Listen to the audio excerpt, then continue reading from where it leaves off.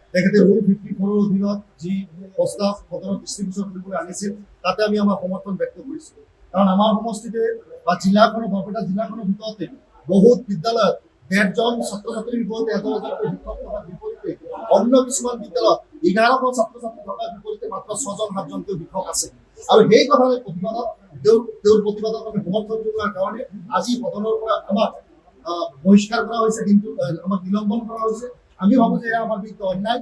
আমি ছাত্ৰ ছাত্ৰীৰ অধিকাৰৰ কথা কৈছো, আমি গুণগত শিক্ষাৰ কথা কৈছো, আমি গুণগত শিক্ষাৰ পোষকতা কৰো আৰু ৰাজ্যৰ শিক্ষা ব্যৱস্থাটো তলকে লোৱাটো বিচাৰো, ৰাজহুৱা খণ্ডৰ শিক্ষা ব্যৱস্থাটো তলকে লোৱা বিচাৰো। কিন্তু দেখা গৈছে যে এই চৰকাৰখনে ৰাজহুৱা শিক্ষা ব্যৱস্থাটো ধ্বংস কৰিব বিচাৰিছে। যি সময়ত ব্যক্তিগত খণ্ডৰ শিক্ষানুষ্ঠানসমূহত গৰীব দুখীত মানুহৰ সন্তানসকল পঢ়াটো সম্ভৱ নহয়, সেই সময়ত আমি সদায় আৰু সৰ্বদা এই সদনৰ মধ্যে আপোনালোকে দেখিছে যে আমি ৰাজহুৱা শিক্ষা ব্যৱস্থাটো ধৰি ৰখাৰ স্বাৰ্থত টনকিয়াল কৰাৰ স্বাৰ্থত সদায় যুঁজ দি আহিছো। আৰু এই যুঁজ সম্ভৱতঃ চৰকাৰী হজম হোৱা নাই, যাৰ কাৰণে আমি প্ৰতিবাদ কৰো আৰু আমাৰ প্ৰতিবাদৰ প্ৰমাণ কৰাৰ নিমিত্তে আজি আমাক ইয়াৰ পৰা সদনৰ পৰা নিলম্বন কৰা হয়।